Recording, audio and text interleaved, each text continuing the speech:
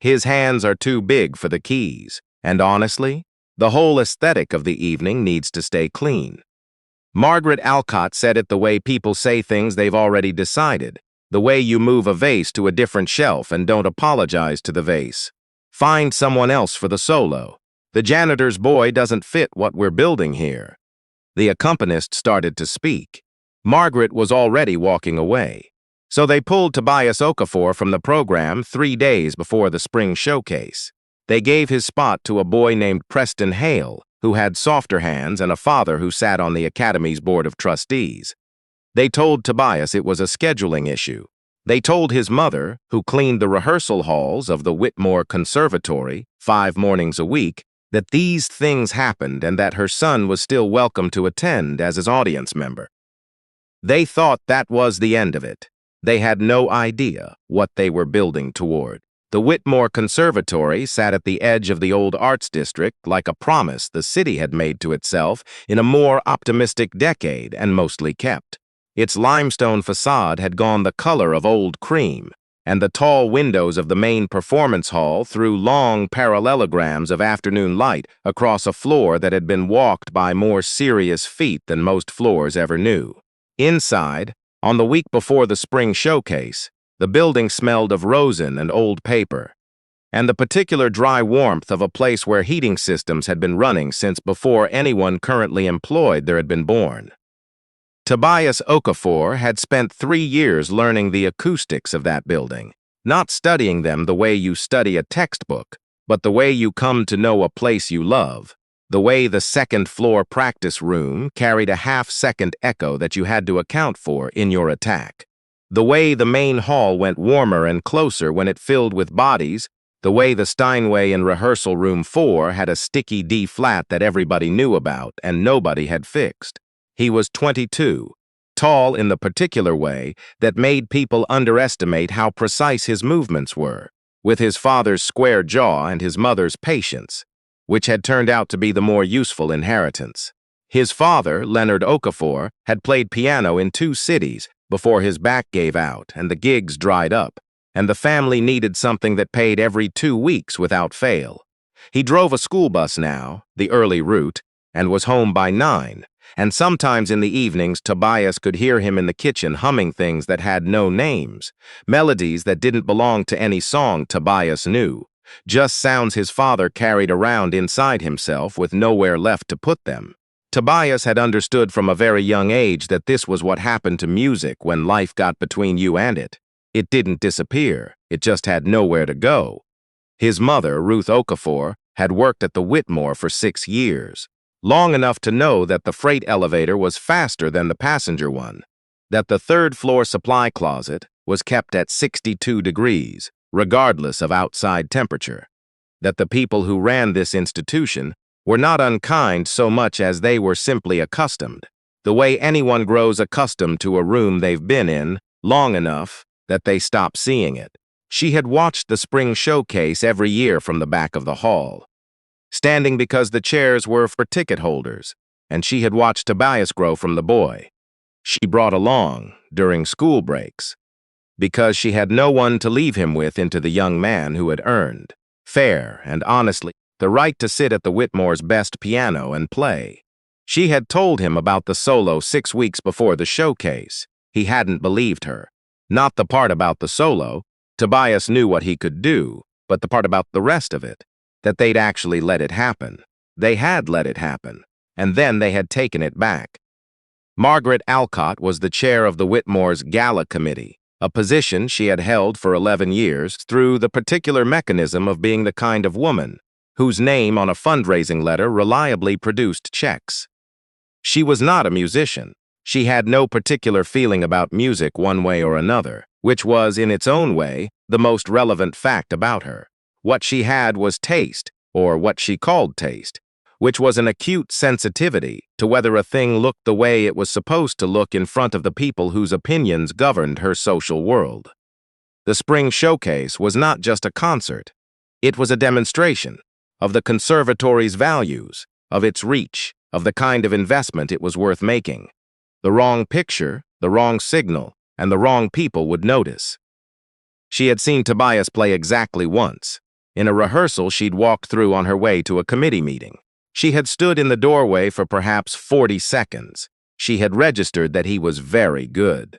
She had also registered everything else about him: the size of him at the piano, the worn jacket, the way he didn't look like the student brochure. And she had walked on to her meeting carrying the whole impression like a pebble, in a shoe she planned to deal with when she had a moment. The moment came 3 days before the showcase.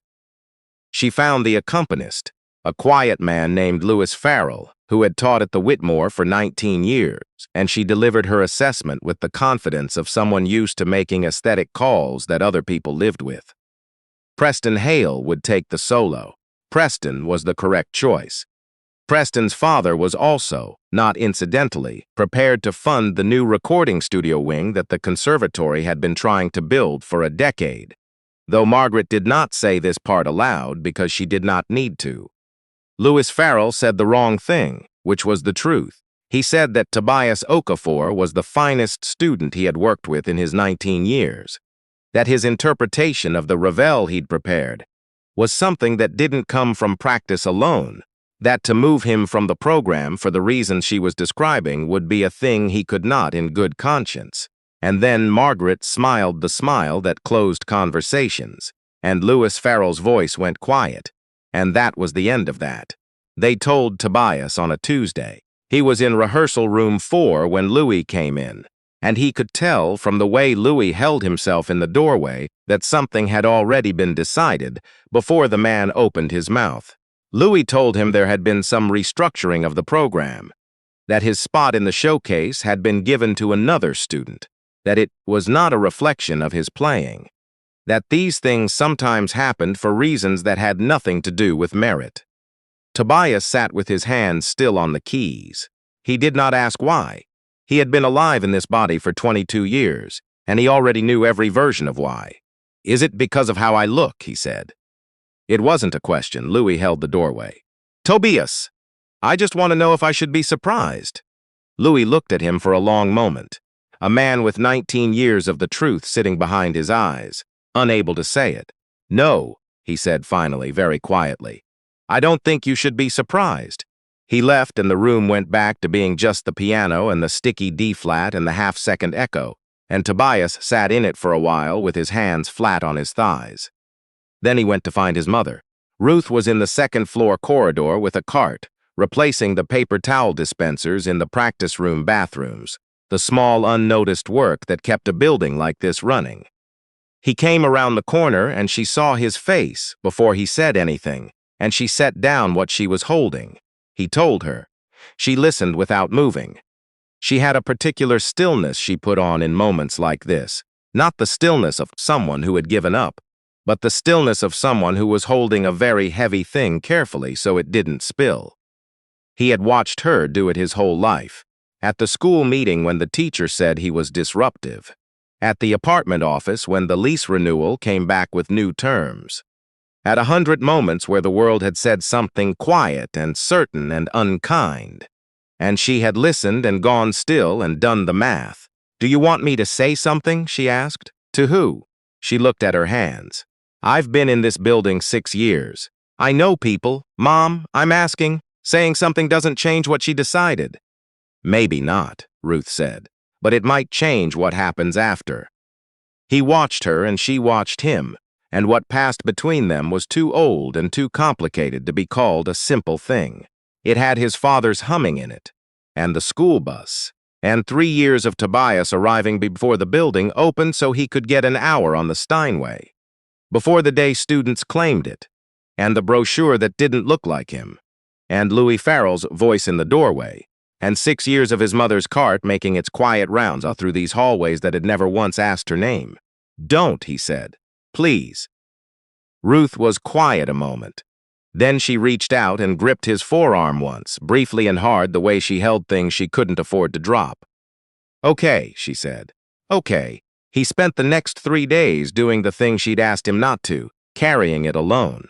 He showed up to the conservatory because his other classes still ran, because the recital preparation period was open studio hours and he'd paid his semester fees, and no one had told him not to be in the building, only not to be on the program. He played in rehearsal room 4, the sticky D-flat, the half-second echo. He played the Ravel from the beginning every day, not because he was keeping it warm for a stage he no longer had, but because it was the only way he knew to be in his own skin right now, the only place where the thing that had been taken from him was still completely, perfectly his. On the second day, he ran into an older man in the first-floor corridor near the maintenance lockers, a man named Walter Gibbs who had worked at the Whitmore for longer than any currently enrolled student had been alive. Walter was 67, with the compressed look of a man who had learned to take up less space than he occupied, and he walked the building at a pace that suggested he had seen everything it had to offer and found it roughly as expected. Walter fell into step beside him without being invited, which was a thing about Walter that people either found irritating or found right. "Heard about the showcase thing," Walter said. Tobias looked straight ahead. "Word travels, small building." Walter was quiet for a few steps. "You going to play anyway?" "I'm not on the program." "Wasn't what I asked." They walked a bit further. The corridor turned and the afternoon light came in through the casement windows in wide flat bars, illuminating dust the morning crew would get to tomorrow. "What would be the point?" Tobias said. Walter made a sound that was not quite a laugh. "Son," he said, "I've been in this building 23 years and I have watched them move the furniture around so many times I can't remember what this place looked like before they rearranged it to suit whoever was writing the checks that year." He stopped at the corner where his hall began. "You know what I've never seen? Anybody change what the room sounds like. That's not furniture." He looked at Tobias directly. "Don't confuse the program with the music." He went around the corner and was gone, and Tobias stood in the flat bars of afternoon light with that sitting in the middle of his chest. The night of the showcase arrived the way those nights do, carrying everything you'd built around it. The Conservatory had dressed itself for the occasion in the particular way of institutions that know how to wear their best face, the lobby bright with flowers and the smell of wine, and the murmur of people who had nowhere else they needed to be, and were pleased about it. The benefactor crowd had come, the collectors and the board members and the women who chaired committees and knew each other's names from 30 years of sharing the same important rooms. Ruth worked the event. It was not optional. The showcase was an all-hands evening for the facilities staff, which meant she moved through the bright edges of the party with a purpose that kept her present and invisible at once. The way the building always needed her and never quite saw her. She had dressed Tobias that morning, or tried to, had held up the good jacket, and he'd put it on without saying anything. And she had known from his face that he was coming tonight, and also that he did not know yet what he was coming for. He sat in the audience, 5th row, near the aisle, in the seat that was not labeled for him on any list. He had bought a student ticket, the discounted kind, because there was no other category that applied to him tonight. The hall filled. The lights adjusted to that warm amber that made everyone look like a slightly better version of themselves. Margaret Alcott moved through the pre-show reception with the fluency of long practice, touching elbows, laughing at the right pitch, wearing her role the way someone wears clothes they've had long enough that the fit no longer requires thought. Tobias watched her from his seat. He was not angry, exactly. What he was had no clean name. It was the thing you feel when you understand that the person who removed you didn't do it out of hatred but out of something more ordinary and therefore more permanent. Preference, comfort, the quiet arithmetic of who fits the picture and who disrupts it. She had done what she'd done as naturally as she arranged a centerpiece, and she had gone home that night and slept fine, and that was the part that had no resolution. The program began. A string quartet, then a soprano, good, genuinely good, and Tobias made himself listen the way he'd been trained to, technically and honestly. Then 2 more pieces, well performed, the kind of evening that would be remembered as a success. Then it was time for Preston Hale. Preston was 19, blonde in the particular way that photographs well, clearly talented, clearly less than what he'd been placed to represent. He walked to the Steinway with the careful tread of someone who knows there is more weight on this moment than he can comfortably carry. The accompanist gave the downbeat. Preston came in a quarter beat late. Not catastrophically, but audibly, the kind of entrance that an experienced room notices without quite being able to name. He recovered, and for 16 bars it was fine, a polished, careful performance of a difficult piece. Then he hit the development section, the part that required not just technique but the willingness to mean it, and something went out of the room. The notes were all correct. There was just nothing behind them, no weather in it, no private life. It was the sound of someone playing a piece they'd learned rather than someone playing a piece they understood. The hall stayed politely attentive. That was the thing. A politely attentive hall, which is a warm body going through the motions of engagement while its attention has quietly gone somewhere else. Near the front, Margaret Alcott's expression had not changed, but her jaw had tightened by a degree that only someone watching for it would catch. She had arranged the entire evening around this moment, and the moment was not holding. Preston reached the recapitulation and pulled back when he should have gone forward, and the piece settled into something technically complete and emotionally empty. And when he lifted his hands from the keys, the applause came in the polite, prompt way that meant the audience was glad for the ending. Tobias sat in the 5th row with his hands flat on his thighs, the same position he'd held in rehearsal room 4 on Tuesday.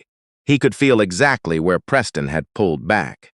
He knew that section of the reveille the way you know the inside of your own mouth.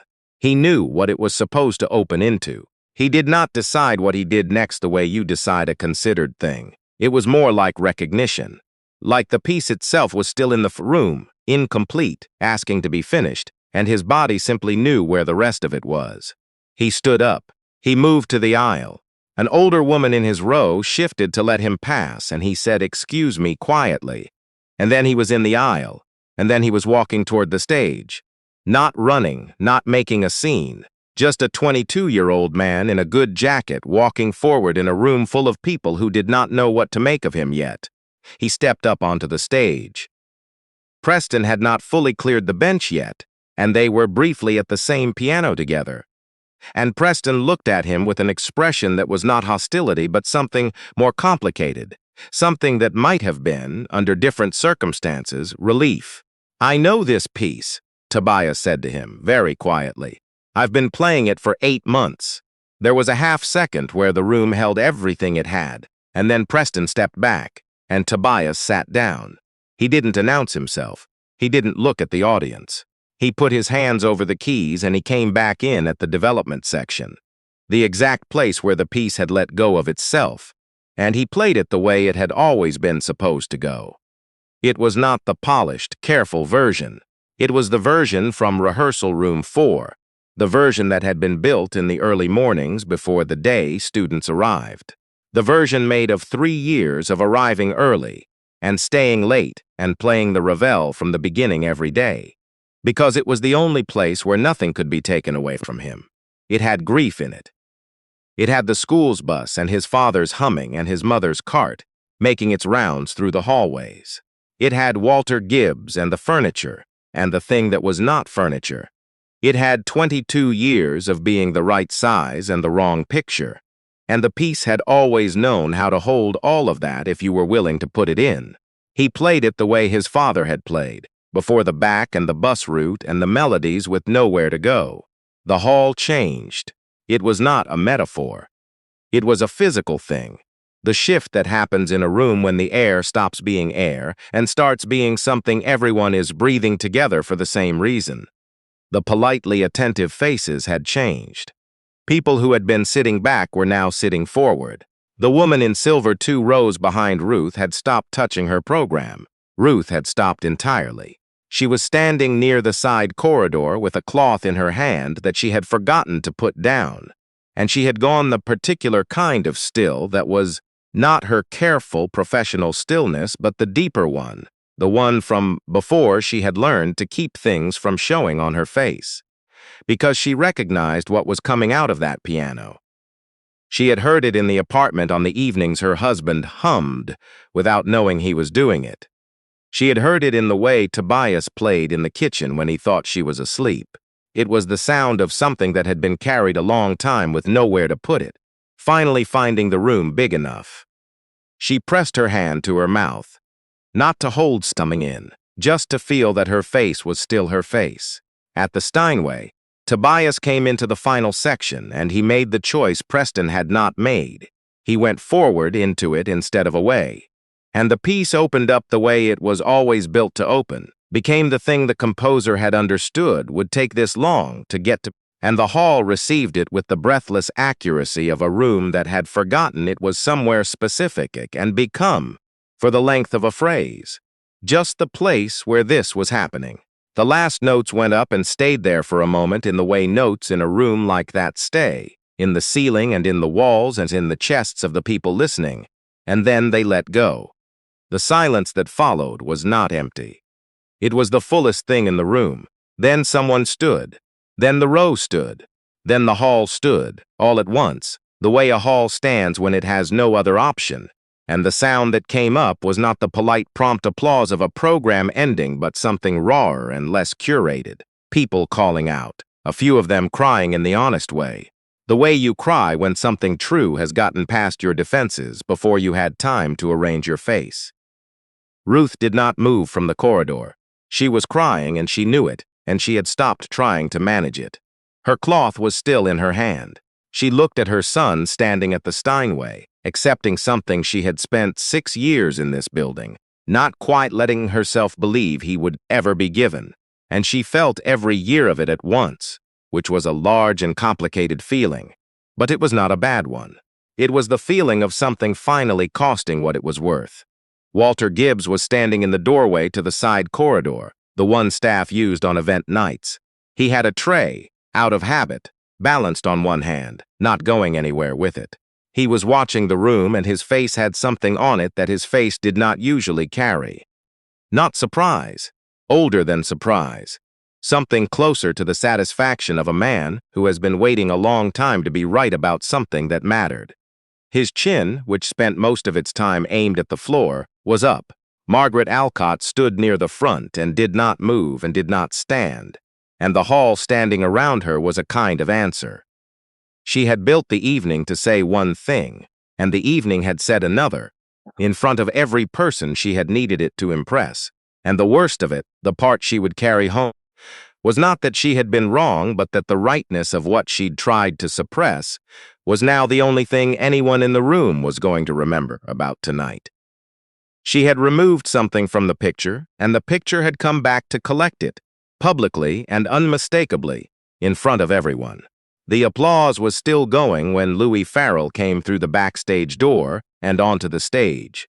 He was a quiet man, and he came quietly, and he stood beside the Steinway and looked at Tobias for a moment with the expression of someone who has been carrying 19 years of a particular thing and has just been given permission to set it down.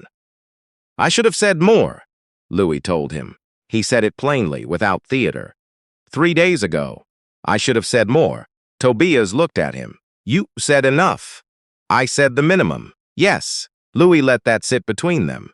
"There's someone here tonight from the Hargrove Foundation. They fund emerging artists, concert opportunities, residencies. I already spoke to her." He hesitated. She was in the hall for all of it. Tobias's hands, hanging at his sides, went still. "She said," Louis paused, found the words carefully. "She said she's been doing this work for 30 years, and she'd like to put his name in front of people who need to hear it." Her words. The rest did not happen in one night, because the real things never do. What happened in one night was the hall and the standing, and the 30-year woman with the foundation, and what happened in the weeks after was slower and more administrative and less dramatic and entirely more permanent. There was a letter. Then a meeting in a plain office with good light. Then an audition that was not technically an audition, because the decision had already been made before Tobias walked in, which he understood only afterward, and which struck him, when he did understand it, as the clearest possible sign that someone had actually listened. A performance opportunity came from that, and from that performance came 2 more, and from those 2 came the particular kind of word of mouth that moves through musical circles the way water moves, finding its own level without being directed, A piece in an arts journal ran with a photograph that had not been arranged by anyone with a stake in how it looked. Just a young man at a piano, large hands on the keys, playing. The Whitmore's spring issue of their donor newsletter, the one that went out 6 weeks after the showcase, ran a different photograph than the one they'd planned.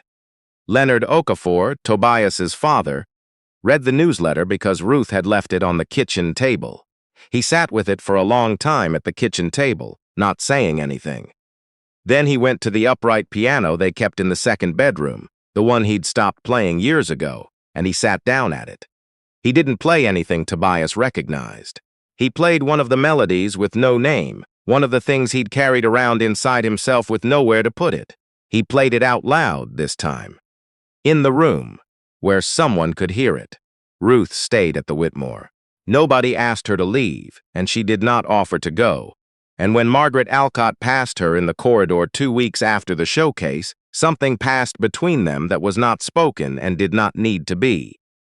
Margaret left the gala committee chairmanship that spring. She cited scheduling conflicts. It was not a dramatic exit. The door closed behind her and the building went on, the way buildings do, carrying everyone it had ever held and not saying so. In the fall, Tobias came back to the Whitmore. Not as a facilities worker's son let in through the service entrance of the program. He came for a master class, invited, expected. His name on the schedule in the way names are put on schedules when an institution finally understands the cost of the alternative. He walked through the front entrance the way he'd walked through it his whole life, because he always had. Because the front entrance was not something he'd ever been told was not for him. He crossed the lobby and went up the stairs to the second floor and stopped at the doorway of rehearsal room 4, just for a moment. The Steinway was there. The sticky D-flat was there. He went in and sat down and played the beginning of the Ravel from the top, the way he always started, just to feel where he was, just to remember that this part, the music itself, had never gone anywhere, had been waiting exactly where he'd left it. Walter Gibbs found him there later in the afternoon, on his way past with a cart, and stopped in the doorway the way he'd stopped in the doorway of the hall on showcase night, just to listen for a moment. Tobias didn't stop playing. Walter didn't ask him to. They stayed like that for a while, the old man and the music and the young man making it, in a room that had always been large enough for this. It's easy to see, looking back, that the night of the showcase was the turning point, and it was. But the turning didn't happen on the stage when Tobias sat down at the piano. It happened 3 days before that, in a second-floor corridor, when Ruth Okafor heard what had been taken from her son and did the math she had always done and held the heavy thing carefully so it didn't spill. And her son looked at her and said, "Don't." And she said, "Okay," and meant it. And then he did what he'd done with every morning he'd had to earn twice over. He went back to the room with the piano and he played. Maybe you know that room. Not the one with the Steinway and the sticky D-flat, but the one you go back to when something has been taken from you. The practice that nobody's watching. The work you keep doing after the door closes. The thing you carry when the thing they decided about you and the truth of what you are refuse to be the same number. That room is where it starts. Not on the stage, not in the spotlight. In the room where it's just you and what you know how to do, and the choice to keep doing it anyway. Tobias Okafor walked out onto that stage because he had never once stopped preparing for it. That's the whole story.